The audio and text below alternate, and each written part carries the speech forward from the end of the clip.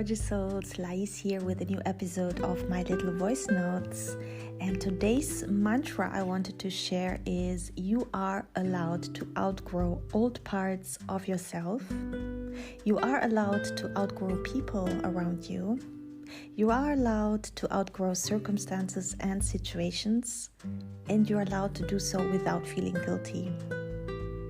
Now, in my decade of experience as a healer and women empowerment coach, I came across a lot of women with two different extremes I would like to go into today, because one is the extreme that, they feel guilty when they start growing and their friends do not, or their family members do not, or their romantic partner does not.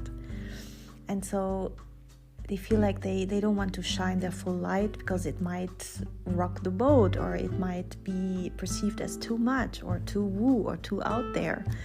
If it's a spiritual awakening, they might feel like, they want to hide, they want to be in that spiritual closet, and they don't allow themselves to show up as who they are becoming. And that can cause a lot of pain and suffering for the person doing this, but also for the people involved, because there will be tensions created, right? If we cannot show up as who we are fully, if we don't dare to be our authentic selves, this will show in our relationships. And so the important bits here really is that you are allowed to grow, and you are allowed to be authentic and to express yourself and to share about your growth and your new awareness and everything that you're experiencing.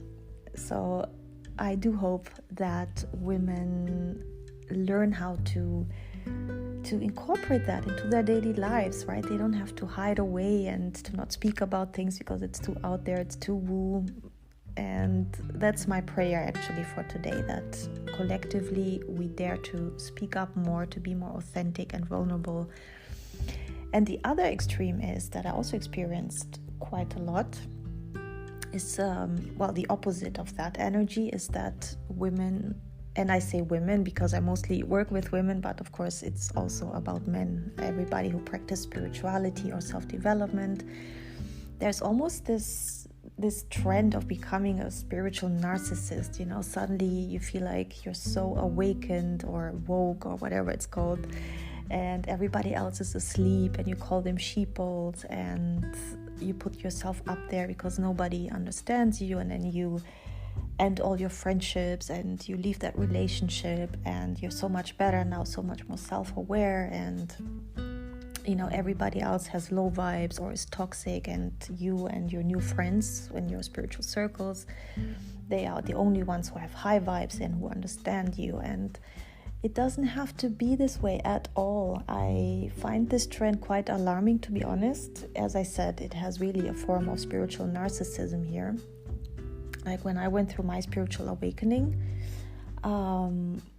sure, there would have been some people who are very cynical about it, and they would just, those friendships would just not develop and they would fall away, and it was okay. But most of my friendships, even if those people don't practice anything related to spirituality, they're not into it at all, but we love each other the way we are and we accept each other the way we are. It's not a thing. I would never label any of those people as low vibe or sheeple or asleep simply because they're not practicing spirituality. They're practicing other things, and spirituality comes in so many ways or forms.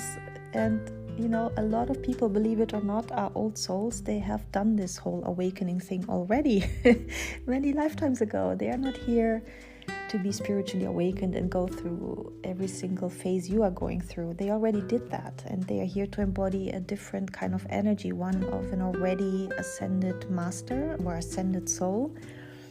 And they might be doing that from a corporate job or from any kind of job out there. They might be a kindergarten teacher, they might be the mailman, they might be a factory worker. You cannot judge people by what they're doing or if they're practicing spirituality or not.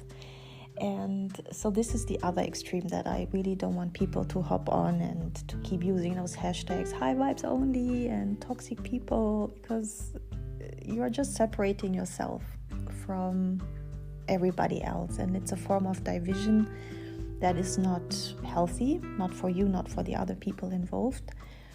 And really, when you think about what spirituality is, it's the ability to be in relationship with people who are different than you as well, and to be accepting of those differences. Now, I'm not saying if people are truly toxic, we are not allowed to leave them or to leave that friendship behind, because of course we do. I am the first one to say, step out of any toxic situation, be it at work, be it in your family. You can walk away from toxic relationships, even within your family. So that's not about that at all. But still, there's so many people who turn their back on everyone they knew, and everybody suddenly is toxic, and that cannot be true. So what I find is important is to find that balance between, yes, I'm practicing self-awareness and spirituality, and I am progressing and growing, and I am outgrowing old parts of myself and maybe even people, but we can still come together and love one another for who we are and where we are at in life.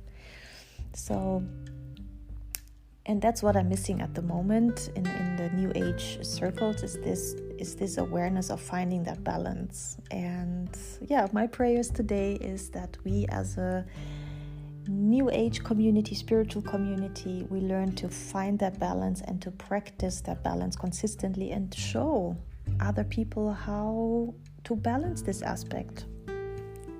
Let me know what you think in the comments.